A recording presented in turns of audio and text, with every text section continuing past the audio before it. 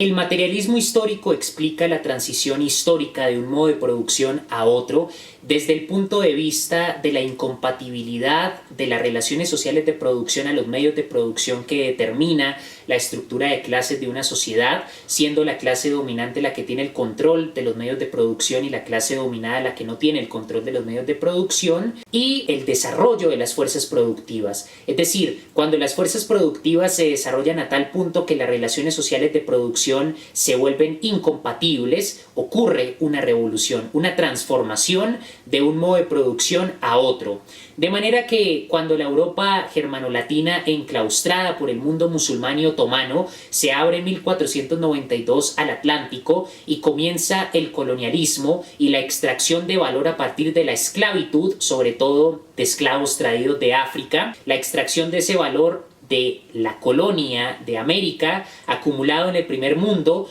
va a dar las bases materiales para la superación del modo de producción feudal, porque fruto del colonialismo, de la esclavitud, las fuerzas productivas se desarrollaron a tal punto que las relaciones sociales de producción feudales se volvieron incompatibles con ese ingente desarrollo de las fuerzas productivas fruto del colonialismo, y eso permitió la transición del modo de producción feudal al modo de producción burgués, porque la burguesía se empoderó ya como clase revolucionaria que era en el medioevo, pasó a ser clase dominante en la modernidad capitalista fruto del colonialismo. Todas las demás transformaciones históricas del modo de producción nómada al modo de producción de la agricultura, del modo de producción de los romanos al modo de producción feudal, del modo de producción feudal al modo de producción burgués, se pueden explicar desde el punto de vista del desarrollo de las fuerzas productivas que vuelven obsoletas las relaciones sociales de producción y la estructura de clases y por lo tanto hacen que un modo de producción sea reemplazado por otro. La particularidad de la revolución comunista, de la transformación del capitalismo a una sociedad comunista donde no haya propiedad privada sobre los medios de producción, donde no se extraiga plusvalor absoluto y relativo en la contradicción capital-trabajo, donde no haya esclavitud asalariada, ni un mercado mundial que explote de manera neoliberal, neocolonial, donde no haya trabajo alienado y donde se garanticen los medios de subsistencia al colectivizar los medios de producción, es que esa revolución no se va a dar por un ingente desarrollo de las fuerzas de producción, sino porque las relaciones sociales de producción capitalistas, que implica la opresión de clase en el marco de la lucha de clases con aparatos ideológicos, para utilizar el término de Louis Althusser, por el bloque hegemónico de la cultura dominante, para utilizar la terminología de Gramsci, la explotación por medio de la extracción de plusvalor, el trabajo enajenado, la esclavitud asalariada, y también otras formas de explotación y dominación política, psicoanalítica, tomando por ejemplo Eros y Civilización,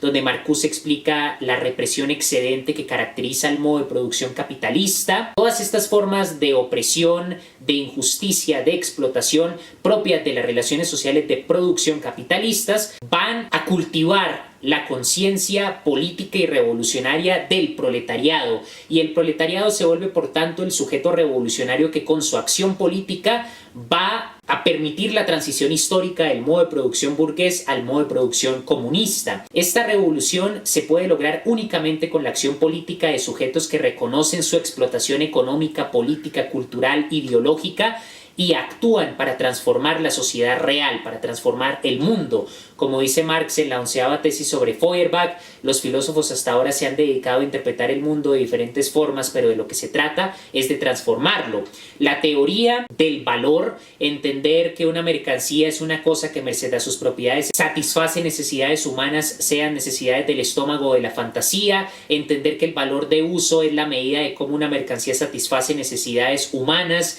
entender que un modo de producción es la organización social del trabajo para convertir la materia en materia de trabajo y volverle un medio de subsistencia, entender que el valor de cambio es una relación cuantitativa de intercambio entre valores de uso,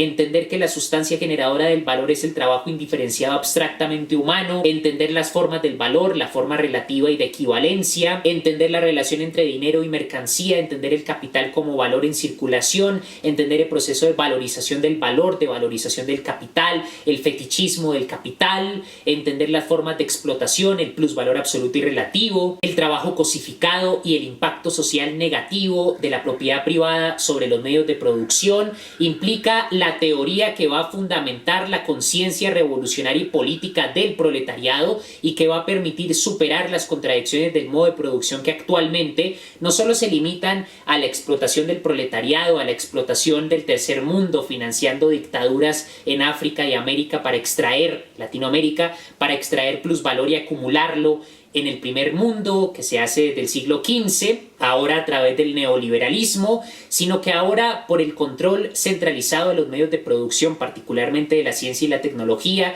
cierto conocimiento científico se objetiva en la producción de armas de destrucción masiva, nucleares, biológicas y químicas, en la perpetuación de una tecnología regida por la obsolescencia programada y completamente subyugada a los intereses burgueses que destruye el medio ambiente para producir mercancías que no necesitamos y que se nos imponen a través de ese poder adquisitivo mediocre que para la mayoría de las personas ni siquiera existe porque su salario no les remunera primero ni la totalidad del valor que es su trabajo vivo objetivado y segundo ni siquiera les da los medios de subsistencia. Basta ver la cantidad de personas que se siguen muriendo de hambre, son millones. La cantidad de personas que ni siquiera tienen vivienda en el mundo son millones. Que en el primer mundo y en algunos lugares del tercer mundo haya una cierta clase media con cierto poder adquisitivo no implica que se haya superado el plusvalor ni el trabajo alienado. De hecho, el plusvalor es mayor y de hecho la alienación es mayor porque caen en el juego de los aparatos ideológicos y del consumismo de mercancías y comodidades que no necesitamos,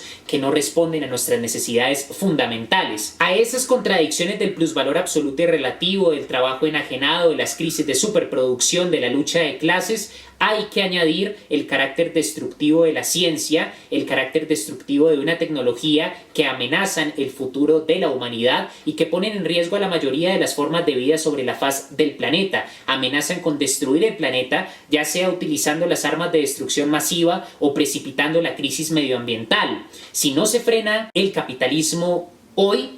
nos vamos a destruir o posiblemente va a surgir un régimen totalitario que utilice ese control deshumanizado, enajenado de la ciencia para los fines de la dominación, la vigilancia y el control a un grado que simplemente se ha previsto en la literatura de Aldous Huxley en Un mundo feliz, pero que según el desarrollo histórico del capitalismo cada vez más enajenado, más deshumanizado, más opresivo, puede conducir a una forma de régimen totalitario nunca antes visto en la historia. Se trata de actuar, de leer a Marx, de analizar las contradicciones estructurales inmanentes al modo de producción capitalista y de tomar una postura política de praxis revolucionaria. Es lo que exige la crisis actual del capitalismo.